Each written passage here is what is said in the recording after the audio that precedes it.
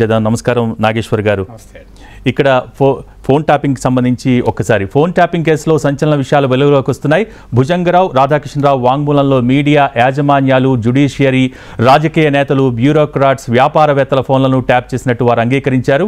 ఏకంగా ఓ ప్రైవేట్ సైన్యం ఏర్పాటు చేసినట్టు ఆరోపణలు వస్తున్నాయి. ఇందులో ఓ ఛానల్ యజమాని పాత్ర కూడా ఉన్నట్టు గుర్తించారు. ఆ ఛానల్ యజమానితో ప్రణీత్ రావు మాజీ మంత్రికి మధ్య సంబంధాలపై మరింత ఆరా తీస్తోంది సిట్. నాగేశ్వర్ గారు, మొదటగా ఫోన్ ట్యాపింగ్ అంశం గురించి మనం మాట్లాడుకుంటే ఏంటి ఫోన్ ట్యాపింగ్ అంశం ఇంత సంచలనంగా మారిపోయింది? ప్రముఖుల ప్రమేయంపై ఈరోజు రాధాకృష్ణరావు ఒక వాంగ్మూలం ఇచ్చారు, అది బయటకు వచ్చింది. సో చాలా పెద్దలు ఇరుక్కునే అవకాశం ఉందని చెప్తున్నారు. ఇది ఎంతవరకు వెళ్ళే అవకాశం ఉంది? మీరు విన్నారు ఈ వార్తలన్నీ కూడా, ఎవరెవరు ఫోన్లు ట్యాప్ చేశారో? అంటే రాధాకృష్ణరావు ఇచ్చినటువంటి భుజంగరావు ఇచ్చినటువంటి వాంగ్మూలం మీడియాలో వస్తున్న కథనం ప్రకారం, అంటే నేను ఆ కన్ఫెషన్ స్టేట్మెంట్ను డైరెక్ట్గా చూడలేదు, ఎందుకంటే అది ఇంకా మనకి ఇన్ఫర్మేషన్గా రావడమే తప్ప బయటకు రిలీజ్ అయిందో లేదో తెలియదు. కానీ ఈ కన్ఫెషన్ స్టేట్మెంట్లో ప్రకారం అయితే ఒకటి బీఆర్ఎస్ ప్రధాన ప్రత్యర్థులుగా ఉన్న వాళ్ళ ఫోన్లు ట్యాపింగ్ అయ్యాయి. రేవంత్ రెడ్డి ప్రస్తుత ముఖ్యమంత్రి, ఆయన కుటుంబ సభ్యుల ఫోన్లు ట్యాపింగ్ అయ్యాయని. అలాగే బీజేపీ అగ్రనేతలైన బండి సంజయ్, ఈటల రాజేందర్ తదితరుల ఫోన్లు ట్యాపింగ్ అయ్యాయి. ఇంట్రెస్టింగ్ ఏంటంటే బీఆర్ఎస్లో ఉన్న గ్రూప్ తగాదాలకు కూడా ఈ ట్యాపింగ్ లింక్ కనబడుతోంది. ఇప్పుడు ఈ ఇచ్చిన వాంగ్మూలం ప్రకారం కడియం శ్రీహరి, రాజయ్యల మధ్య ఘర్షణ ఉంది కనుక అక్కడ టెలిఫోన్ ట్యాపింగ్. అలాగే మీకు కుత్బుల్లాపూర్లో ఎమ్మెల్యే వివేకానంద, ఎమ్మెల్సీ రాజు మధ్య విభేదాలు ఉన్నాయి కనుక అక్కడ ట్యాపింగ్. అలాగే మీకు తాండూరులో పట్నం మహేందర్ రెడ్డికి అక్కడ ఉన్న ఎమ్మెల్యేకి పడదు కనుక అక్కడ ట్యాపింగ్. ఇలా బీఆర్ఎస్లో ఉన్న అంతర్గత గ్రూపులు, కుమ్ములాటల్ని కూడా మానిటర్ చేసినట్టున్నారు. ఇలా రాజకీయ నాయకుల్ని ఫోన్లు ట్యాపింగే కాదు, మీడియా అధిపతుల ఫోన్లు కూడా ట్యాపింగ్ అయినట్టు వస్తున్నాయి. అందులో ఎన్టీవీ చైర్మన్, మీకు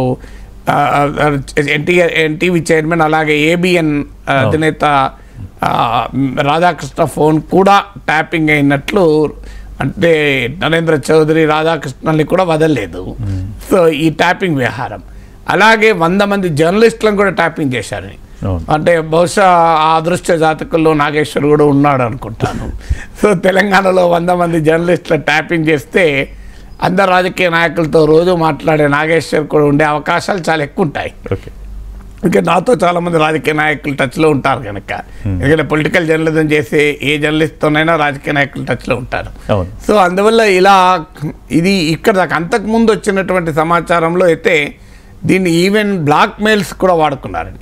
అంటే రాజకీయ నాయకత్వం ఇచ్చిన ఆదేశాల కొరకు కొన్ని ట్యాపింగ్ చేస్తే ఈ చేస్తున్న వారు వారి అవసరాలకు కూడా బ్లాక్మెయిల్ చేయడానికి, డబ్బులు వసూలు చేయడానికి కూడా ట్యాపింగ్ వాడాలని. ఈవెన్ ట్యాపింగ్కు ఎలక్టోరల్ బాండ్స్ కూడా లింక్ ఉందని అంటున్నారు.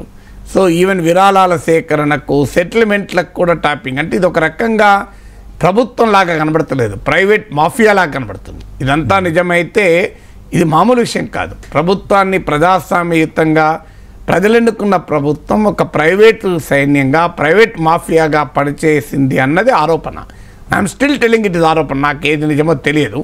కానీ ఇది ఒక భయంకరమైన ఆరోపణ, ఎందుకంటే ఇది ఒక తెలంగాణ పెగసిస్ లాగా మనం అభివర్ణించవచ్చు. దేశంలో మనం పెగసిస్ కుంభకోణం చూసాం. అసలు కేంద్ర మంత్రులు అశ్విని వైష్ణవ్ లాంటి వాళ్ళు టార్గెట్ అయ్యారు. మీకు జర్నలిస్టు, టాప్ జర్నలిస్టులంతా టార్గెట్ అయ్యారు. రాజదీప్ సర్దేశాయ్, మీకు సిద్ధార్థ వరదరాజన్, ఇలాంటి వాళ్ళందరూ టార్గెట్ చేశారు. సిట్టింగ్ జడ్జిలు కూడా టార్గెట్ అయ్యారు. సో అందువల్ల ఇప్పుడు ఇది ఒక తెలంగాణ పెగసిస్ అనొచ్చు. ట్యాపింగ్ చాలామంది మన ప్రేక్షకులకు అర్థం కావాల్సింది, tapping is a very big crime. ఎందుకంటే చాలా సింపుల్గా నేను బీఆర్ఎస్ నేతల స్టేట్మెంట్ చూసాను. ఏమున్నది, టెలిఫోన్లు వింటే తప్పేంటి అన్నట్టు మాట్లాడుతున్నారు. టెలిఫోన్ వినడం తప్పని కాదు, చాలా పెద్ద రైట్. ఎందుకంటే మన దేశంలో right to privacy is a fundamental right. మీకు సుప్రీంకోర్టు తీర్పు ఉంది. సో ప్రైవసీ అనేది link to right to life. So ఆఖరికి కుటుంబ సంబంధాలను కూడా చిచ్చుపెట్టే రీతిలో టెలిఫోన్ ట్యాపింగ్ జరిగినట్టు ఆరోపణలు కూడా వచ్చాయి. ఇది మామూలు ఆరోపణలు కాదు. సో ప్రైవసీ అనేది రైట్ టు లైఫ్తో సమానం. రైట్ టు లైఫ్లో భాగం రైట్ టు ప్రైవసీ కనుక ఇది ఫండమెంటల్ రైట్ అని సుప్రీంకోర్టు తీర్పు చెప్పింది. అంటే వ్యక్తిగత గోప్యత అనేది ఫండమెంటల్ రైట్. నీ వ్యక్తిగత గోప్యత అన్లెస్ ఒక మేజర్ టెర్రరిస్ట్ క్రైమ్తో సంబంధం ఉంటే, ఒక మేజర్ క్రైమ్ ఇన్వెస్టిగేషన్తో సంబంధం ఉంటే ప్రాపర్గా చట్టం ప్రకారం అనుమతులు తీసుకొని హయ్యర్ అథారిటీస్లో అప్పుడు మాత్రమే రేరెస్ట్ కేసులో ట్యాపింగ్ చేస్తారు. అది నార్మల్ కాదు, in the interest of the state చేస్తారు. స్టేట్ వేరు, పొలిటికల్ పార్టీ వేరు, అధికారంలో ఉన్న రాజకీయ పార్టీ వేరు, స్టేట్ వేరు. రాజ్యము తన ప్రయోజనాల కొరకు చేయొచ్చు. ఇప్పుడు పెద్ద తీవ్రవాది ఉన్నాడు, బాంబు పేలుళ్ళు జరిపే అవకాశం ఉంది, అందువల్ల పోలీసులకు అనుమానం ఉంటే ముందస్తుగా సమాచారం కొరకు ట్యాపింగ్ చేస్తారు. అందువల్ల సీరియస్ టెర్రర్ రిలేటెడ్ క్రైమ్స్తో ఇన్వాల్వ్ అయి ఉన్నటువంటి వాటిని నివారించటానికి దేశ భద్రత, దేశ రక్షణ, ఇలాంటి ఒక ఆర్గనైజ్డ్ క్రైమ్ సిండికేట్స్ వీటిని ఎదుర్కోవటానికి ఈ వ్యక్తిగత గోప్యతను కూడా ఛేదిస్తారు. లేకపోతే ఫండమెంటల్ రైట్స్ అనేది ఇన్ఏలియనబుల్ రైట్ ఆఫ్ ద పీపుల్, అంటే పౌరుల నుంచి ఎట్టి పరిస్థితుల్లో విడదీయరాని ప్రాథమిక హక్కులు. అందుకే మన దేశ రాజ్యాంగం ఏం కల్పిస్తుంది అంటే ఆర్టికల్ 32 అనుకుంటాను, సబ్జెక్ట్ కరెక్షన్. సో ఒక ఫండమెంటల్ రైట్స్ కనుక వయోలేట్ అయితే నువ్వు ఏకంగా సుప్రీంకోర్టుకి వెళ్ళచ్చు. నువ్వు ఆ కోర్టు ఈ కోర్టు కాదు, నేరుగా సుప్రీంకోర్టు వెళ్ళచ్చు. ఇప్పుడు రైట్ టు లిబర్టీ కానీ, right to freedom of speech కానీ, రైట్ టు ప్రైవసీ కానీ, ఏ పౌరుని ఫండమెంటల్ రైట్కి విఘాతం కలిగినా నేరుగా సుప్రీంకోర్టుకి వెళ్ళే అధికారం రాజ్యాంగం ఇస్తుంది. అందువల్ల ఫండమెంటల్ రైట్ అనేటువంటి జీవించే హక్కుని హరించి వేయడం, అందువల్ల ఇది చాలా తీవ్రమైన నేరం. ఇదే నిజమైతే, ఎందుకంటే ఇది ఒక రకమైన పొలిటీషియన్ బ్యూరోక్రాట్ నెక్సెస్. ఎందుకంటే పోలీస్ అధికారులు కూడా ఎవరు అధికారం ఉంటే వారికి తొత్తులుగా పనిచేయడం అనేది చాలా ప్రమాదకరం. వాళ్ళు రాజ్యాంగానికి లోబడి పనిచేయాలి కానీ రాజకీయాలకు లోబడి పనిచేయకూడదు. అఫ్కోర్స్ ఈ కన్ఫెషన్ స్టేట్మెంట్ కోర్టు ముందు పెడతారు, కోర్టు ముందు కూడా అది ఒప్పుకోవాలి, దాని నుంచి మళ్ళీ ఇన్వెస్టిగేషన్ చేయాలి. ఇలాంటి ఈ స్థాయిలో ట్యాపింగ్ అయితే ఎవరో పోలీస్ అధికారులు చేసిందని నేను అనుకోను. ఎందుకంటే ఇంతమంది రాజకీయ నాయకుల్ని, ఇంతమంది జర్నలిస్టులను, ఇంతమందిని ట్యాప్ చేయాల్సిన అవసరం సాధారణ పోలీస్ అధికారులకు ఉండదు. ఎందుకంటే పోలీస్ అధికారులకు ఎవరైనా దుర్మార్గులైన పోలీసు ఉంటే వాడికి ఏమైనా అవసరం ఉన్నా బిజినెస్ మెన్ ఫోన్లో ఏదో ట్యాప్ చేసి బ్లాక్మెయిల్ చేసి ఎవరన్నా ఉండొచ్చు, అట్లాంటి వాళ్ళు ఉండరని అంటలేను. ఏ వ్యవస్థలోనైనా బ్లాక్ షీప్ ఉంటారు. కానీ ఇది జరిగి ఉంటే, మళ్ళీ చెప్తున్నాను, ఒక హేతువాది దేవుణ్ణి ఇలా ప్రార్థించాడట, ఓ దేవుడా బ్రాకెట్లో దేవుడు అనేవాడు ఉంటే, నా ఆత్మను బ్రాకెట్లో ఆత్మ అనేది ఉంటే కాపాడండి అని. నేను కూడా అదే అంటున్నాను. ఈ టెలిఫోన్ ట్యాపింగ్ వ్యవహారం బ్రాకెట్లో నిజమైతే దీన్ని మించినటువంటి ఒక తీవ్రమైన ఆర్గనైజ్డ్ క్రైమ్ ఇంకోటి ఉండదు. అంటే నాగేశ్వర్ గారు ఇక్కడ పర్టికులర్గా ఇంత ఆశ్చర్యకరమైన విషయాలు, సంచలన విషయాలు ఈరోజు నివేదిక ద్వారా తెలుస్తూ ఉంటే, కానీ కేసీఆర్ కానీ కేటీఆర్ కానీ గత ప్రభుత్వంలో ఎవరైతే లీడ్ చేశారో వాళ్ళందరూ కూడా జరిగితే జరుగుండొచ్చు, అది పోలీసు వాళ్ళ పని అని లైట్గా తీసుకోవటం, లేకపోతే తీవ్రవాదుల కోసమే ట్యాపింగ్ అనేది పెడతామండి, అవును జరుగుతుంది, ఇంత లైట్గా తీసుకోవటాన్ని ఎటువంటి యాక్సెప్టబుల్ అది. ఇట్ ఇస్ ఒక రకంగా అలా లైట్గా తీసుకుంటే వాళ్ళు నేరాన్ని అంగీకరించినట్టు ఒక రకంగా. అంటే నేరం జరిగింది కానీ మా పాత్ర లేదు అని చెప్పడం, నేరం జరిగింది అని యాక్సెప్ట్ చేయడమే చాలా సీరియస్. మీ పాత్ర ఉన్నా లేకపోయినా, మీరు ప్రభుత్వంలో ఉన్నప్పుడు ట్యాపింగ్ జరిగితే ఎవరు బాధ్యత వహిస్తారు? So it's a criminal negligence of governance కదా. అందువల్ల అయినా ఈ స్థాయిలో ట్యాపింగ్ అనేది రాజకీయ అనుమతులు లేకుండా, రాజకీయ ప్రోద్బలం లేకుండా ఎట్టి పరిస్థితుల్లో జరగదు. సో ట్యాపింగ్ రాజకీయంగా కొంతమందిని ట్యాప్ చేయమంటే ఇంకో నలుగురిని ఎక్కువ ట్యాప్ చేయొచ్చు, ఆ ట్యాప్ చేసేవాడు. ఇప్పుడు వాడు ఎలాగూ ఈక్విప్మెంట్ ఉన్నది, ప్రభుత్వ అనుమతులు ఉన్నాయి, రాజకీయ పెద్ద అనుమతులు ఉన్నాయి, ఈ లోపల తన పర్సనల్ తగాదాలు కూడా తీర్చుకోవడానికి ట్యాపింగ్ చేయొచ్చు. సో లేదా ఏదైనా భూముల సెటిల్మెంట్లు, లేకుంటే ఎవరన్నా వ్యాపారస్తులను బ్లాక్మెయిల్ చేసి డబ్బులు వసూలు చేయడం, ఇలాంటి అవినీతికి పాల్పడే వ్యక్తులు ఉండొచ్చు వ్యవస్థలో. ఎందుకంటే ఏ వ్యవస్థలోనైనా మంచి వాళ్ళు ఉంటారు, చెడు వాళ్ళు ఉంటారు. అది మనం మొత్తం వ్యవస్థకు ఆపాదించకూడదు. ఆ వ్యక్తులు చేసే పొరపాట్లు, ఆ వ్యక్తులు చేసే నేరాల్ని ఆ వ్యక్తుల నేరాలుగానే గమనించాలి. ఇక్కడ జరిగింది ఇది ఒక వ్యవస్థీకృత నేరంగా కనబడుతుంది, ఆర్గనైజ్డ్ క్రైమ్. ఇదే నిజమైతే మళ్ళీ చెప్పేది. అందువల్ల బీఆర్ఎస్ నేతలకు కూడా in their own interest they should come clean. ఇదేదో లైట్గా తీసుకొని ఏమున్నది అని కనుకంటే అది ఖచ్చితంగా అభ్యంతరకరం. అంటే నాగేశ్వర్ గారు ఇక్కడ సరే తనకి వైరు వర్గంలో ఉన్న రాజకీయ పార్టీల నేతల మీద చేశారు, తర్వాత సొంత పార్టీలో ఏదైతే గ్రూప్ తగాదాలు ఉన్నాయో వాళ్ళ మీద చేశారు, ఇవన్నీ ఒక ఎత్తు అయితే మీడియా అధిపతులు కావచ్చు, లేకపోతే ఇంత స్థాయిలో 100 మంది జర్నలిస్టుల పైన నిఘా పెట్టాల్సిన అవసరం ఏమొచ్చింది? అంటే ఈ రోజున నాగేశ్వర గారు లాంటి వాళ్ళపైన నిఘా పెట్టడం వల్ల ఏంటి లాభం? ఏం లాభం అంటే నా దగ్గర ఏమి ఆస్తుపాస్తులు ఆర్థిక వ్యవహారాలకు కాదు, నేనే తీవ్రవాదులకు ఆశ్రయం ఇస్తానని కాదు. నా పైన నిఘా పెట్టడం వాళ్ళ ఉద్దేశం నాపై ఒకవేళ పెడితే పెట్టారని నేను అంటలేను. మీరు 100 మంది జర్నలిస్టులు ఈ స్థాయిలో పెట్టారంటే 100 మంది జర్నలిస్టులను పెట్టారంటే అందులో నేను ఉండే అవకాశం ఉంది అని నవ్వుతూ అన్నాను. బట్ అదే నిజమైతే నాపైన కాదు ఎవరిపైన ఎందుకు పెడతారు అంటే ఈ జర్నలిస్టులకు రాజకీయ నాయకులకు చాలా దగ్గర సంబంధాలు ఉంటాయి. ఇప్పుడు నేనైనా మీరైనా ఎవరైనా any political journalist senior political జర్నలిస్ట్తో రాజకీయ నాయకులు నిరంతరం సంప్రదిస్తూనే ఉంటారు. రాజకీయ నాయకుల్ని జర్నలిస్టులు కూడా సంప్రదిస్తారు. That is part of our profession. అంతే కదా. ఇప్పుడు నేను రాజకీయాలు విశ్లేషించాలి, ప్రతి పేపర్లలో చూసి వచ్చిన వార్తలు పెట్టి విశ్లేషిస్తే నాగేశ్వర్ ఎందుకైతారండి? నాగేశ్వర్ విశ్లేషణలో లోతుదనం ఉండాలి, డెప్త్ ఉండాలి, ప్రత్యేకత ఉండాలి, రియాలిటీకి దగ్గరగా ఉండాలి. అంటే I should understand, I should capture the political reality. రాజకీయ వాస్తవాన్ని నేను క్యాప్చర్ చేయగలగాలి. ఎలా చేయగలుగుతానో నాకు విస్తృత రాజకీయ సంబంధాలు ఉంటేనే సాధ్యమవుతుంది. అనేక మంది రాజకీయ నాయకులతో నిరంతరం మాట్లాడుతుంటాను. రోజు కనీసం కొన్ని 10-20 మంది రాజకీయ నాయకులు 2 తెలుగు రాష్ట్రాల్లో మాట్లాడుతుంటాను. అగ్రనేతలకు కూడా మాట్లాడుతుంటారు పర్టీలకు అతీతంగా. సో వీళ్ళందరిపైన నిఘా పెట్టడానికి నా ఫోన్ పై నిఘా పెట్టడం నా వ్యక్తిగత నిఘా కాదు, అది నా పర్సనల్గా నాన్నేమో చేద్దామని కాదు. సో ఆటోమేటిక్గా ఇప్పుడు పొలిటికల్ జర్నలిస్టులకు పొలిటీషియన్ రిలేషన్స్ ఎట్లుంటాయంటే ఆఫ్ ద రికార్డు అన్నీ ఓపెన్గా చెప్తుంటారు. సో ఆన్ రికార్డ్ చెప్పని కూడా ఆఫ్ ద రికార్డ్ చెప్తారు.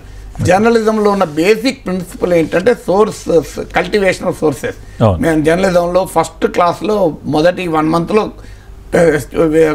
జర్నలిస్ట్ స్టూడెంట్లకు చెప్పేది ఏంటంటే కల్టివేట్ యువర్ సోర్సెస్. అంటే వాళ్ళు ఆన్ రికార్డ్ చెప్పడం, కొన్ని విషయాలు చెప్పగలరు, కొన్ని విషయాలు చెప్పలేరు. కానీ క్యాబినెట్లో ఏదో చర్చ జరుగుతుంది, గొడవ జరుగుతుంది. అది ఆన్ రికార్డ్ చెప్తారా? నాకు ముఖ్యమంత్రి గొడవ అయిందని ఆఫ్ ద రికార్డ్ చెప్తారు. ఆఫ్ ద రికార్డ్ చెప్పడం అనేది ఆ రాజకీయ నాయకుడికి జర్నలిస్ట్కి ఉండేటువంటి రిలేషన్షిప్ అని ఆధారపడి ఉంటుంది. సో ఆ రియాలిటీ తెలవాలి అంటే నీకు ఎలా, నువ్వు వెళ్ళి మా మంత్రిని మీరు ఈరోజు ఉదయం క్యాబినెట్లో ముఖ్యమంత్రితో కొట్లాడినాడు కదా అంటే, అవునండి మీ కొరకు ఎదురు చూస్తున్నాం, మీతో కొట్లాడినని చెప్తా అంటాడా? సో అందువల్ల ఇవి తెలియాలి. ఒక రాజకీయ తగాదాలు అర్థం కావాలి అంటే సోర్సెస్ ఉండాలి. సోర్సెస్ పట్టుకోవడానికే జర్నలిస్టుల పండుగ. అంటే ఒక సామాన్యుడికి వచ్చే డౌట్ ఏంటంటే, మీ ముందు పెడుతున్నాను, సామాన్యుడికి వచ్చే డౌట్ ఏంటంటే జర్నలిస్టుల దగ్గర ఏముంటుంది వార్తలు తప్ప అన్న ఒక కామెంట్ వస్తుంది. ఆ వార్తలు అవసరం కనుక అంటే సాధారణంగా ఎంత రాజకీయ నాయకులతో, ఇందా మీరు అన్నట్టు ఎంత రాజకీయ నాయకులతో మాట్లాడినా కూడా ఒక రాజకీయ పార్టీలో గ్రూప్ తగాదాలు ఉంటాయి. ఆ సమాచారం ఎవరి దగ్గర ఉంటుంది? ఆ సంబంధిత రాజకీయ నాయకుల దగ్గర ఉంటుంది, ప్లస్ జర్నలిస్టుల దగ్గర ఉంటుంది. ఇప్పుడు నేను ప్రతి రాజకీయ పార్టీలో ఏం జరుగుతుందో డే టు డే నాలాంటి సమాచారం ఉంటుంది. ఉండబోదు జర్నలిస్టే కాలేదు నేను. That is the fund. నాకు ఏది అవసరమో అది నేను మాట్లాడతాను. నాకున్న జర్నలిజంలో ఉండే ప్రాథమిక సూత్రం ఏంటంటే నా సోర్సెస్ను దెబ్బతీయకుండా నేను మాట్లాడుతుంటాను.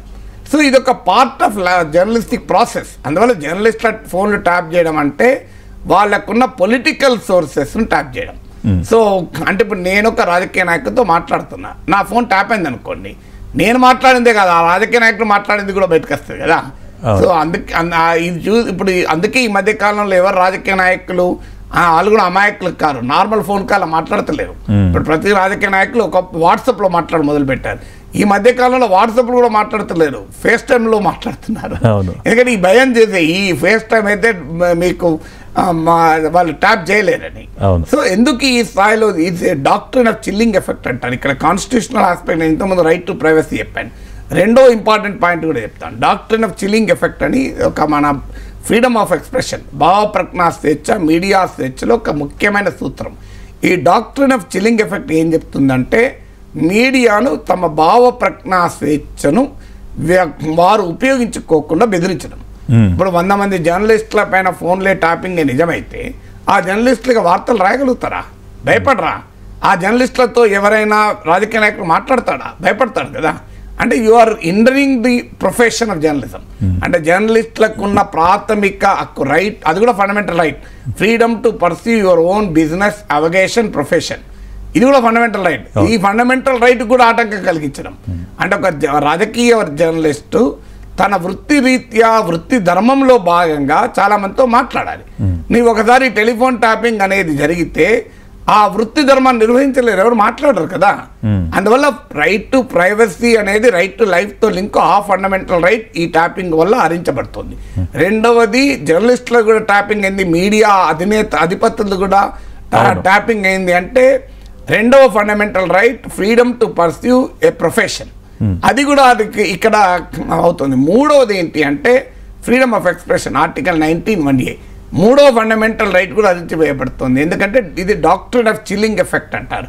అంటే ఇప్పుడు సెడిషన్, రాజద్రోహ నేరం పెడతారు జర్నలిస్టుల పైన.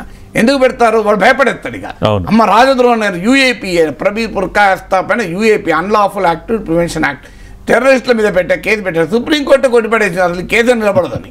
మీరు ఎట్లా అరెస్ట్ చేశారు, ఎందుకు అరెస్ట్ చేశారో కూడా చెప్పకుండా లోపలేశారు. 7 నెలల లోపల ఉన్నాడు ప్రబీర్, 75 ఏళ్ళ journalist Prabir Purkayastha, news click founder. మీకు రాజీవ్ సందేశా పైన రాజద్రోహం కేసు పెట్టారు. సో సెడిషన్ కేసు, మామూలు కేసు. వినోద్ దువా ప్రఖ్యాత జర్నలిస్ట్ పైన రాజద్రోహం కేసు పెట్టారు. సో ఇలా మీకు కపన్ సిద్దికీ పైన హత్రాస్ దళిత బాలికపై జరిగిన అత్యాచారాన్ని రిపోర్ట్ చేయడానికి యూపీ వెళ్తుంటే ఆయన మీద సీరియస్గా యూఏపీఏ చట్టం, తీవ్రవాదులపైన పెట్టే చట్టం పెట్టారు. ఇలా అనేక మంది భావ ప్రకటనను ఉపయోగించుకునే హక్కుల కార్యకర్తలపైన, జర్నలిస్టులపైన, మేధావులపైన పెట్టేటువంటి ఈ కఠిన చట్టాలు ఏంటంటే డాక్ట్రిన్ ఆఫ్ చిల్లింగ్ ఎఫెక్ట్. ఇప్పుడు ఈ టెలిఫోన్ ట్యాపింగ్ కూడా it involve the doctrine of chilling effect. కోర్టులకు వెళ్తే రేపు కోర్టుల్లో బహుశా దీనిపైన కేసు వాదించేటప్పుడు చెప్తారు, ఇది జర్నలిస్టుల భావ ప్రకటన స్వేచ్ఛను హరించి వేసేటువంటి ఒక ప్రమాదకరమైన ధోరణి. నాలుగవది, it will destabilise the political system. ఇప్పుడు ఇక ఏ రాజకీయ పార్టీ స్థిరంగా ఉండదు, దీనికి ఎవరికీ గుత్తాధిపత్యం ఉండదు. ఇవాళ అధికారంలో ఉన్న, నిన్న అధికారంలో ఉన్న పార్టీ ఒకవేళ చేసి ఉంటే ఇవాళ అధికారంలో ఉన్న పార్టీ కూడా అవకాశం ఉంటుంది కదా. ఎవరు అధికారంలో శాశ్వతంగా ఉండరు కదా. అలాంటప్పుడు ఏ రాజకీయ నాయకునికి రక్షణ ఉండదు, ఏ రాజకీయ కార్యకర్తకు రక్షణ ఉండదు. ఒక రకంగా పొలిటికల్ సిస్టమ్ డీస్టేబిలైజ్ అవుతుంది, పొలిటికల్ ప్రాసెస్ డీస్టేబిలైజ్ అవుతుంది. ఇది చాలా ప్రమాదకరం కదా. ఇప్పుడు రాజకీయాల్ని నీకు కుట్రలతో, కుతంత్రాలతో ప్రజాస్వామిక రాజకీయాలను నడపకూడదు. ఇప్పటికే దేశంలో పార్టీలను చీల్చేస్తున్నారు, పెద్ద ఎత్తున నాయకులను ప్రలోభ పెడుతున్నారు, బెదిరిస్తున్నారు, కొంటున్నారు. ఇవన్నీ మనం చూసాం కదా. సో అందువల్ల ఇది ఎంత ప్రమాదకరం అంటే ఇక రాజకీయ వ్యవస్థ నిలబడదు, ప్రజాస్వామ్యమే నిలబడదు. అందువల్ల టెలిఫోన్ ట్యాపింగ్ అనేది సాధారణ నేరం కాదు. ఏదో నీ ఫోన్ నిన్న ఏమవుతుంది అనేది కాదు. That's not small thing. ఒక ఆర్డినరీ సిటిజన్కు స్మాల్ థింగ్ కావచ్చు టెలిఫోన్ ట్యాపింగ్. ఇంకో నాది ఏమున్నది అంటే అని చెప్పచ్చు. కానీ యొక్క సీరియస్ బిజినెస్ ఆఫ్ జర్నలిజంలో ఉన్న వారికి, పాలిటిక్స్లో ఉన్న వారికి it's a very serious case. So ఆ సీరియస్ కేసు, ఇది ఆర్గనైజ్డ్ క్రైమ్ కూడా దారి తీయచ్చు. ఒక ఇద్దరు బిజినెస్ మెన్ మాట్లాడుకుంటుంటారు, చట్టబద్ధంగా వాళ్ళ లావాదేవీలు మాట్లాడుకోవచ్చు. చట్టబద్ధంగా వాళ్ళ లావాదేవీలు ఆ చట్ట విరుద్ధమైతే that is a different case. చట్టబద్ధంగా మాట్లాడుకున్న రేపు నువ్వు టెలిఫోన్ ట్యాపింగ్ చేసి నువ్వు అది కనుక్కొని ఇంకో వీడు ల్యాండ్ ఇంతకు అమ్ముతున్నాడట, అందువల్ల నువ్వు ఇంతకంటే తక్కువ పోయి కొను అని బిజినెస్లో దెబ్బతీయచ్చు కదా. So you can destabilise the businesses. ఎవరికి రక్షణ ఉండదు కదా. అందువల్ల ఇది చాలా చాలా ప్రమాదకరమైన ధోరణి. ఖచ్చితంగా దీనిపైన లీగల్గా జరగాల్సింది జరగాలి. ఇది నిజమా, ఇదేదో రాజకీయ కక్ష సాధింపుగా ఉండకూడదు, రాజకీయ పరమైన వాద ప్రతివాదాలుగా మిగలకూడదు. So it should not be a political blame game. Political blame game ఉండకూడదు. ఇది ఏది వీళ్ళు ఏమున్నలే వింటే ఏమవుతుంది అంటే రేపు మీ కూడా వింటే ఎట్లా పరిస్థితి. సో అది ఎంత ప్రమాదకరం. అది ఎట్టి పరిస్థితుల్లో యాక్సెప్ట్ చేయదు. పొలిటికల్ సిస్టమ్ని డీస్టెబిలైజ్ చేసి మీడియా వ్యవస్థల భావప్రకటన స్వేచ్ఛను దెబ్బతీసి ప్రజాస్వామిక ప్రక్రియనే తలకిందులు చేస్తే అది మామూలు విషయం ఎట్లా. అంటే ఒక అనుమానం ఏంటంటే ఇప్పుడు జర్నలిస్టులు సరే ట్యాప్ చేశారంటే అక్కడ వాళ్ళ ఫోన్స్ ట్యాప్ చేశారంటే ఒక లీడ్ దొరుకుతుంది. ఒక మీడియా అధిపతుల ఫోన్లు ట్యాప్ చేయడం అంటే బెదిరించి తద్వారా ఒక మార్గంలో జనాన్ని టర్న్ చేయాలి తద్వారా అనే ఒక ఉద్దేశం, దీని వెనకాల ఒక భయంకరమైన ఉద్దేశం ఉందా? అంటే మీడియా రెండు ప్రాసెస్లు ఉండొచ్చు. ఒకటి మీడియా అధిపతుల్లో కూడా ఇప్పుడు పేర్లు వచ్చింది ఎన్టీవీ అధినేత నరేంద్ర చౌదరి, ఏబిఎన్ అధినేత రాధాకృష్ణ. వీళ్ళు ఆ సాధారణ మీడియా యజమానులేం కారు. వీళ్ళు దే ఆర్ యాక్టివ్ జర్నలిజంలో కూడా ఉంటారు. సో ఏదో మీడియాను బిజినెస్ లాగా నడిపి జర్నలిస్టులు మీరు చూసుకున్నాం, మనందరికీ తెలుసు కదా. సో వీరు they are part of not just media management, they are part of media also.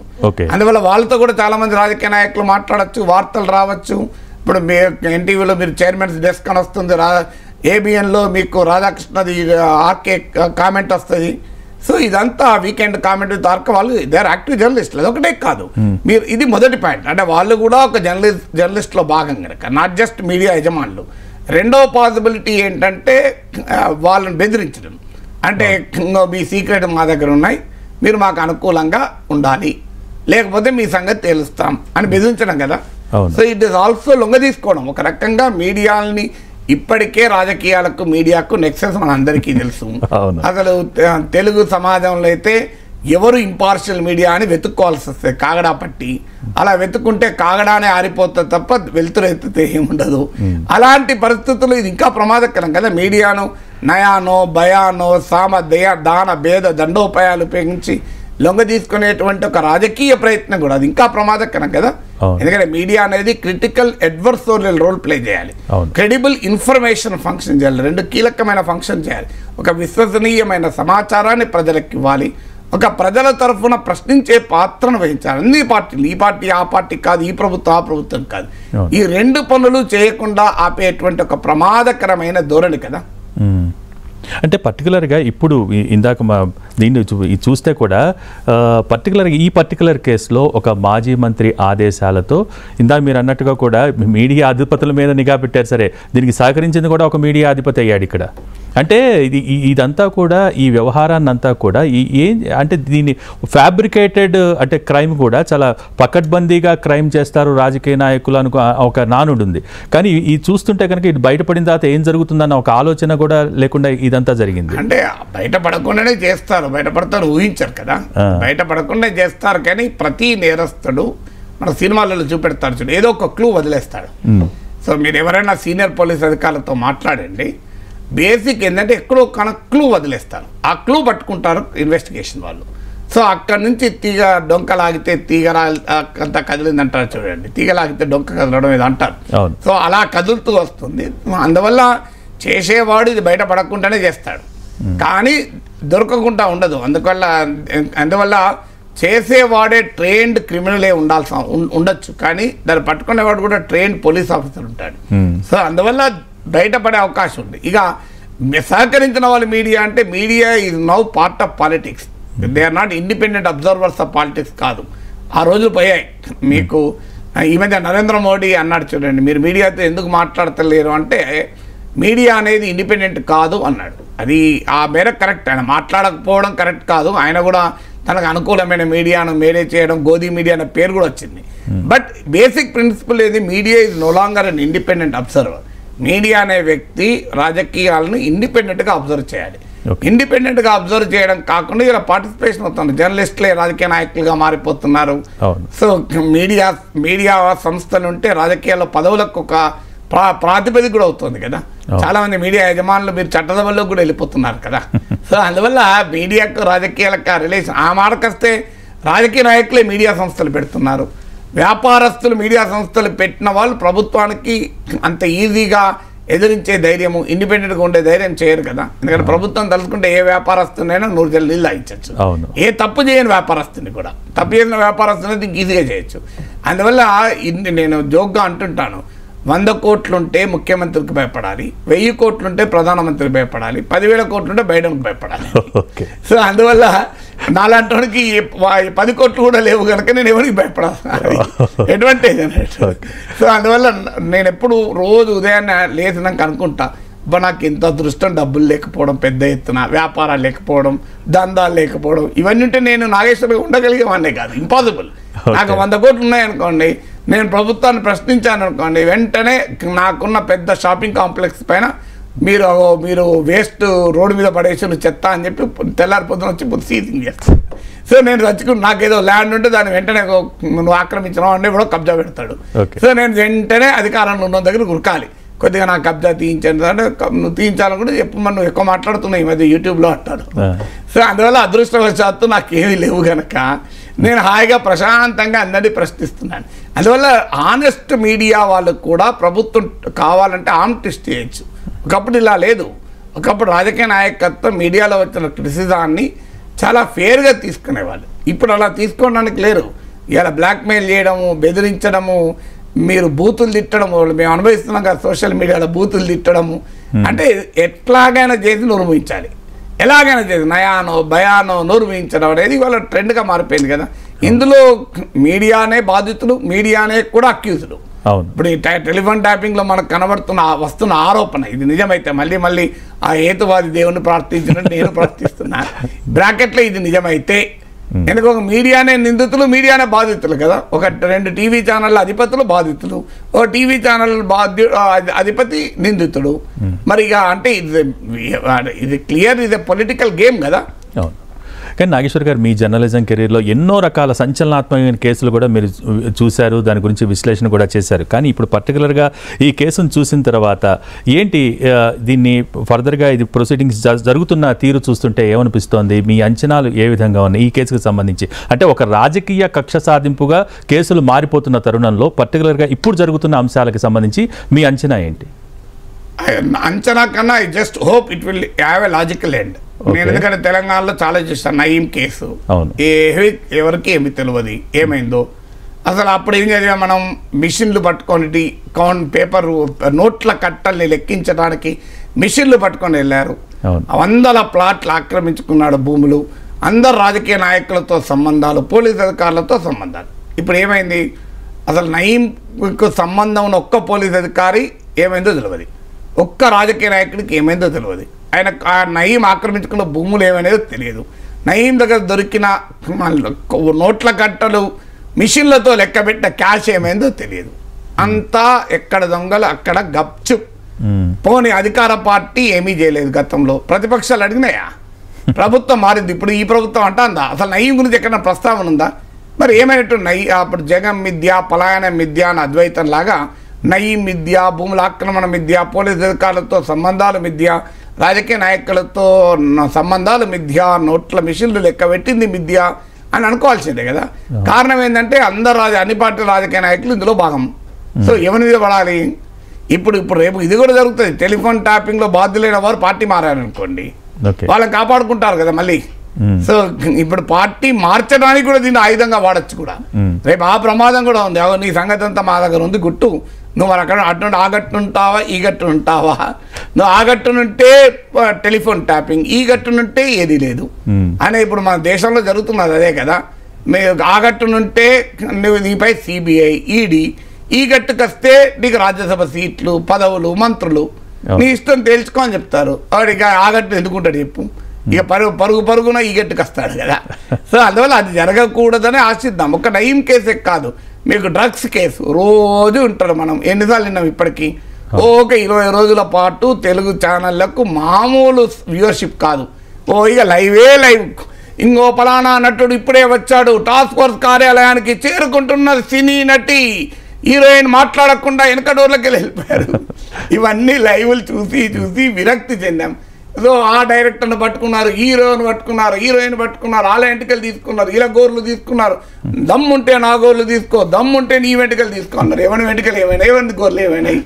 In drugs మిథ్య, తీసుకున్న మిథ్య, హీరో మిథ్య, హీరోయిన్ మిథ్య, ఫిలిం డైరెక్టర్ మిథ్య, గజం మిథ్య, పలాయన మిథ్య, అద్వైతం. చూసాం కదా రెండో కేసు. ఇట్లా నేను ఎన్ని కేసులు చెప్పాలి తెలంగాణ వచ్చినాక? సో అంతకుముందు మీరు తెలంగాణ ఉద్యమ కాలంలో లగడపాటి రాజగోపాల్, ల్యాంకో హిల్స్, వక్ఫ్ భూములు, పద్మాలయ భూములు చెరువులో కట్టినరు, ఎన్ కన్వెన్షన్ చెరువులో కట్టిన ధర్నాలు చేయలేదా? ఇప్పుడు బీఆర్ఎస్ ఇప్పుడు మంత్రులుగా ఉన్న పెద్ద వాళ్ళందరూ కూడా ఏమైంది? 10 ఏళ్ళ బీఆర్ఎస్ పాలనలో పద్మాలయ స్టూడియోస్కి ఏమైనా అయిందా? ఎన్ కన్వెన్షన్కి ఏమైందా? వక్ఫ్ భూములు, ల్యాంకో హిల్స్కి ఏమైనా అయిందా? లగడపాటి రాజగోపాల్ మిథ్య కనబడతలేడు కదా. సో అందువల్ల ఇలా ఒక్కటి కాదు నేను చెప్పేది, ఇట్లా 100 చెప్తాను మీకు. ఉదాహరణ మీకు పెద్ద కుంభకోణాలన్నీ విన్నాం కదా. వోక్స్ వ్యాగన్ కుంభకోణం అని, వశిష్ఠ వాహనం పెట్టి పెట్టారని, ఇలా అన్ని కుంభకోణాలు మిదేనే. హైదరాబాద్లో గోల్ఫ్ కోర్సుకు భూములు ఇచ్చిన కుంభకోణాలు ఎన్ని ఎక్కడ పోయినాయి? ఇవన్నీ ఎవరన్నా పట్టించుకుంటారా? అందువల్ల పొలిటికల్ సిస్టమ్ ఇలాంటి కేసుల్ని లాజికల్ ఎండ్కు రాకుండా వారి సప్రయోజనాలకు రాజకీయ వ్యవస్థ వాడుకునే ప్రమాదం ఉంది. దాన్ని మాత్రం నివారించాలి. ప్రజలు దీన్ని సెన్సేషనల్ ఎపిసోడల్ యాక్టివిటీగా ఉండి టీవీ ఛానళ్లకు రేటింగ్లు, యూట్యూబ్ ఛానళ్లకు వ్యూయర్షిప్గా మిగలకూడదనే ఆశించుదాం. అల్టిమేట్గా ఇందాక మీరు అన్నట్టుగా కూడా ఎవరే గట్టు, ఆ గట్టునున్నా ఈ గట్టునున్నా అల్టిమేట్గా రాజకీయ నాయకులు మాత్రం గట్టు మీదే ఉంటారు. మునిగిపోయేది బ్యూరోక్రాట్స్, అధికారులు, అంటే ఈ లెవెల్ ఈ స్థాయి అధికారులే మునిగిపోతారనేది ఇప్పుడు జరుగుతున్న సత్యం.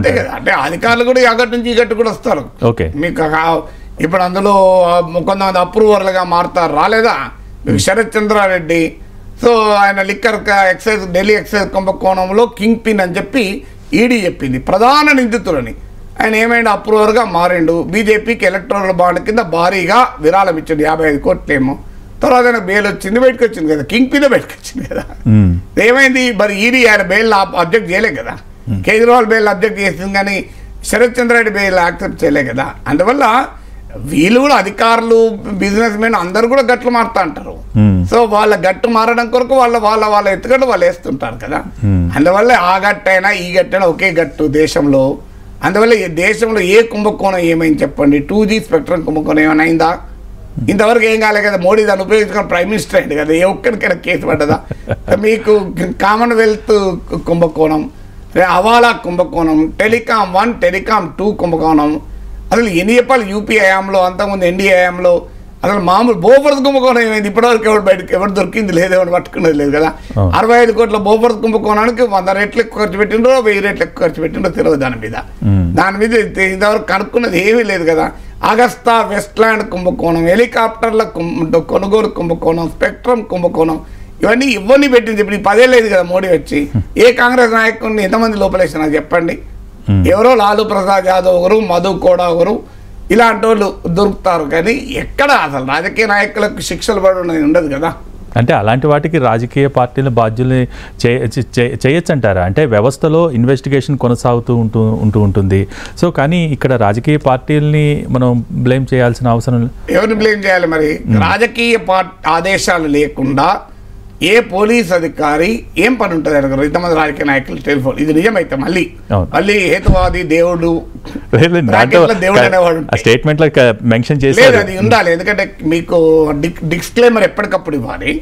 ఎందుకంటే మళ్ళీ అది మా మీద డిఫమేషన్ అంటారు. డిస్క్లైమర్ ఇవ్వాలి, క్యావియట్ డిస్క్లైమర్ ఇస్తూ నేను మాట్లాడుతున్నా పదే. ఎందుకంటే స్టార్టింగ్ లో చూసిన వాళ్ళు ఇప్పుడు చూడకపోవచ్చు కదా ప్రోగ్రామ్, అప్పుడు చూసిన వాళ్ళు ఇప్పుడు చూడొచ్చు కదా. సో డిస్క్లైమర్ ఏంటి అంటే అది నిజమైతే ఇప్పుడు ఈటల రాజేందర్, బండి సంజయ్, కడియం శ్రీహరి, రాజయ్య, సెమ్మిపురం రాజు, ఇంతమంది, పట్నం మహేందర్ రెడ్డి, ఇంతమంది ఫోన్లు వాళ్ళకే పనండి పోలీసులు. కానీ 100 మంది జర్నలిస్టులు, మీడియా అధిపతులు, వీళ్ళందరి ఫోన్లు ఎందుకు ట్యాపింగ్ చేస్తారు? వాళ్ళకి ఏం పని చెప్పండి నాకు. అధికారులకు ఏం పని? వాళ్ళకి కావాల్సిన ఏదో 4-5 చేస్తారు కానీ అంటే వాళ్ళు 10 మంది కలుపుకుంటారు. పర్టికులర్గా మీ దృష్టికి తీసుకొస్తున్నాను. ఈరోజు స్టేట్మెంట్లో కూడా వాళ్ళంతా ఏ మార్గాల్లో మాట్లాడుతున్నారో ఆరా తీసి మరి ఇంటర్నెట్ ప్రోటోకాల్ డేటా రికార్డ్స్ను కూడా విశ్లేషించినట్టు ఈరోజు స్టేట్మెంట్లో చెప్పారు. ఎందుకంటే అది రాజకీయంగా వీళ్ళు ఎవరు ఏ పార్టీ వైపుతో మాట్లాడుతున్నారు, ఏ పార్టీలోకి టచ్లో ఉన్నారు. సో ఇప్పుడు బీజేపీ వాళ్ళు ఆరోపించారు కదా టెలిఫోన్ ట్యాపింగ్ ఆధారంగానే మొయినాబాద్ ల్యాండ్స్ ఫామ్ హౌస్ వ్యవహారం కూడా బయటకు వచ్చింది అని కూడా పత్రికలో వచ్చింది. ఎలా పట్టుకున్నారంటే ఈ ట్యాపింగ్ల వల్లనే. అంటే రాజకీయ నాయకుల మూమెంట్ యాక్టివిటీ, పార్టీ ఫిరాయించే ముందు కొంతమంది యాక్టివిటీ ఉంటుంది కదా, ఎవడు పార్టీ ఫిరాయిస్తున్నాడు, ఎవడు ఏ నాయకుని వ్యతిరేకంగా తిరుగుబాటు చేస్తున్నాడు, కుట్ర మండుతున్నాడు. సో ఇదంతా పొలిటికల్ ఇంటెలిజెన్స్ గ్యాదరింగ్లో భాగమైపోయింది. అంటే ఏ రకంగా దాంతోపాటు మ్యానిపులేషన్లు, బెదిరింపులు, మేనేజ్మెంట్లు, మ్యానిపులేషన్లు ఇవన్నీ కూడా అడ్డా అవుతాయి. సో అందువల్ల ఇంతటి భారీ స్థాయిలో గనక టెలిఫోన్ ట్యాపింగ్ జరిగి ఉంటే ఎట్టి పరిస్థితుల్లో రాజకీయ నాయకత్వం ఆదేశాలు లేకుండా జరగవు. అయితే ఏ రాజకీయ నాయకుడో నాకు తెలియదు, ఎవరు ఇచ్చారో తెలియదు ఆదేశాలు. ఇది మొత్తం విచారణలో బయటపడదు. ఎందుకంటే మనం ప్యారలల్ ట్రయల్, సమాంతర విచారణ జరపలేము మీడియా. దాన్ని మీడియా ట్రయల్ అంటే అని చెప్పి కోర్టు విచారణలో తేలేదాకా మనం కామ్గా ఉండలేము. కోర్టు విచారణలో 10 ఏళ్ళ కూడా తేలదు, అప్పటిదాకా మీడియా కూర్చోవాలా? సో 10 ఏళ్ల తర్వాత రిపోర్టింగ్ చేస్తాడు, ఎవరు చూస్తాడు? అందువల్ల సమాంతరంగా మనం చర్చించవచ్చు, కానీ దోషుల్ని మనం డిసైడ్ చేయలేము. We cannot be a judge, we can be a commentator. జడ్జిగా మనం ఉండలేం కనుక పలానా వాళ్ళు చేశారని అలా జరిగిందో రాజకీయ నాయకుల్లాగా నేను మాట్లాడలేను. ఖచ్చితంగా మీరు అన్నది అక్షర సత్యం. ఎందుకంటే దాన్ని జడ్జి చేయకూడదు, ఆ జడ్జిమెంట్ మనం ఇవ్వలేం కూడా. కానీ పర్టికులర్గా ఈ రోజు వచ్చిన స్టేట్మెంట్లో కొన్ని అంశాలు మీద దృష్టికి తీసుకొస్తున్నప్పుడు అంటే కాంగ్రెస్ బీజేపీ నేతలకు ఫైనాన్షియల్గా సపోర్ట్ చేసే వారిపైన నిఘా పెట్టారు. అంటే ఒక రకంగా ఎదుటి పార్టీలని ఆర్థికంగా బలహీనుల్ని చేయటం అనేది ప్రధాన ఉద్దేశం. ఎలక్షన్ దగ్గర కనుక పొలిటికల్ ఫండింగ్. ఇంకో విషయం కూడా పర్టికులర్గా అక్టోబర్-నవంబర్ నెలలోకి సంబంధించే ఈ నిఘా ఎక్కువగా పెట్టామనేది కూడా ఈరోజు స్టేట్మెంట్. ఇప్పుడు ఎలక్షన్ టైంలో నిఘా కదా. ఇప్పుడు పెళ్లి కొడుకు పెళ్లి చూపులు అయిపోయినాకనే పెళ్లి కొడుకు గురించి ఎంక్వైరీ మొదలు పెడతారు కదా పెళ్లి కూతురు వాళ్ళు. ముందెందుకు మొదలు పెడతారు? పెళ్లి చూపులు అయిపోయి మా అబ్బాయి నచ్చింది అనుకోండి, అప్పుడు ఎంక్వైరీ మొదలు పెడతాడు. ఈ పెళ్ళికొడుకు మంచోడేనా, వాడికైనా చెడు అలవాట్లు ఉన్నాయా, వాడు చెప్తున్న ఉద్యోగం ఉందా లేదా అని. అంతకుముందు చేయరు కదా, లేదా వాడికైనా గర్ల్ ఫ్రెండ్స్ ఉన్నారా ఇదివరకు, హిస్టరీ ఏంటని. ఇది కూడా అంతే, ఎలక్షన్స్ ముందే చేస్తారు. ఎలక్షన్లకు నార్మల్గా జరుగుతున్న ట్యాపింగ్ ఎలక్షన్ ముందు ఇంటెన్సిఫై అవుతుంది. ఎందుకంటే ఎలక్షన్ల ముందే రాజకీయ నాయకులు పార్టీలు మారుతుంటారు, రాజకీయ నాయకులు కుట్రలు కుతంత్రాలు పన్నాగాలు పన్నుతుంటారు. అలాగే అప్పుడే రాజకీయ నాయకులకు వ్యాపారస్తులతో టచ్లోకి వస్తారు. ఏ వ్యాపారస్తుడు ఏ పారిశ్రామికవేత్త ఎవరికి నిధులు ఇస్తున్నారు, ఇవన్నీ జరుగుతాయి కదా. ఎందుకంటే ఇప్పుడు దేశంలో కూడా జరిగింది అదే కదా. నీకు ప్రతిపక్షాలకు డబ్బులు ఇవ్వకుండా నీకు ఎలక్ట్రల్ బాండ్ చూస్తే మనకు అర్థమవుతుంది కదా చాలా క్లియర్గా. సిబిఐ ఈడీ వెళ్తుంది, వెంటనే వాళ్ళు బీజేపీకి నిధులు ఇస్తారు. ఇది క్లియర్, నీకు నెక్సెస్ కనబడుతూ ఉంటుంది మనకు ఓపెన్ ఎలక్ట్రల్ డేటా కదా. నాగేశ్వర్ గారు, ఇప్పటిదాకా మనం బ్రేకింగ్ న్యూస్ గురించి మాట్లాడుకున్నాం, దాంట్లో వివరాలు కూడా ఇప్పుడు బయటకు వచ్చే. పర్టికులర్గా ఇందాక నుంచి మనం మాజీ మంత్రిని మాట్లాడుకుంటూ ఉన్నాం, కానీ పర్టికులర్గా హరీష్ రావు పేరుని దాంట్లో మెన్షన్ చేశారు. సో హరీష్ రావుకి ఇప్పటిదాకా పొలిటికల్గా చాలా మంచి పేరు, అంటే చాలా సమర్థవంతుడు, అన్ని మేనేజ్ చేయగలరు, ఇటువంటి పేర్లు. కానీ ఈరోజు కన్ఫెషన్ స్టేట్మెంట్లో హరీష్ రావు పేరు వచ్చింది. సో ఏంటి ఇక్కడి నుంచి బీఆర్ఎస్కి సంబంధించిన రాజకీయాలు మరో మలుపు తిరిగే అవకాశం ఉందా ఏంటి? అంటే ఇప్పుడు అది ఇట్ ఈస్ స్టిల్ ఆ కన్ఫెషన్ స్టేట్మెంట్. ఎందుకంటే ఒక నిందితుడు ఇచ్చిన కన్ఫెషన్ స్టేట్మెంట్ ను మనం 100% సత్యంగా తీసుకోలేము. ఓకే, ఎందుకంటే నిందితుడు చెప్తున్న వాడేమి నిజాయితీపరుడు, నిస్వార్థ ప్రజాసేవకుడు కాదు కదా. ఒక నిందితుడు ఇస్తున్న కన్ఫెషన్ స్టేట్మెంట్ ను విత్ పించ్ ఆఫ్ సాల్ట్ కాదు, లారీ లోడ్ ఆఫ్ సాల్ట్ తీసుకోవాలి. అందువల్ల దాన్ని మళ్ళీ ఇండిపెండెంట్ ఇన్వెస్టిగేషన్ జరపాలి. ఒక మంత్రి కూడా చేస్తాడని నేను అనుకోను, ఎందుకంటే మంత్రికి ఏం పొలిటికల్ ఇంట్రెస్ట్ ఒక్కరికి ఉంటుంది. Unless top political bosses involve అయితే తప్ప ఒక ప్రభుత్వము, ఒక అధికార పార్టీ, రాజకీయ నాయకత్వం నిర్ణయం తీసుకుంటే తప్ప జరగదు. ఒకవేళ జరిగిన ఒక మంత్రి ద్వారా జరగదు కదా. సో ఇంట్రెస్ట్ ఇక్కడ లార్జర్ పొలిటికల్ ఇంట్రెస్ట్ ఉంటేనే జరుగుతుంది. అందువల్ల ఇప్పటికిప్పుడు మనం హరీష్ రావు పేరు వచ్చింది కనుక వీ కెనాట్ కామెంట్, పద్ధతి కూడా కాదు. అందువల్ల వ్యక్తులు కాదు, confession statement is not a final judgement of a court. So దానిపైన మనం ఇప్పుడు కోరుకునేది ఇండిపెండెంట్ విచారణ జరగాలి. ఆ విచారణలో సెలెక్టివ్గా ఉండకూడదు, మళ్ళీ సెలెక్టివ్ విచ్ హంటింగ్ కూడా ఉంటుంది. అంటే తమకు అనుకూలంగా ఉండే రాజకీయ నాయకులు తప్పిస్తూ, తమకు వ్యతిరేకంగా ఉన్న రాజకీయ నాయకులను టార్గెట్ చేస్తూ, ఇలా సెలెక్టివ్ విచ్ హంటింగ్ కూడా ఉంటుంది. అది కూడా ఎట్టి పరిస్థితుల్లో యాక్సెప్ట్ చేయకూడదు. అందువల్ల ఉన్నట్టుగా విచారణ జరగాలని కోరుకుందాం. సో ఖచ్చితంగా విచారణ జరగాలి, నిందితులకు శిక్ష పడాలి.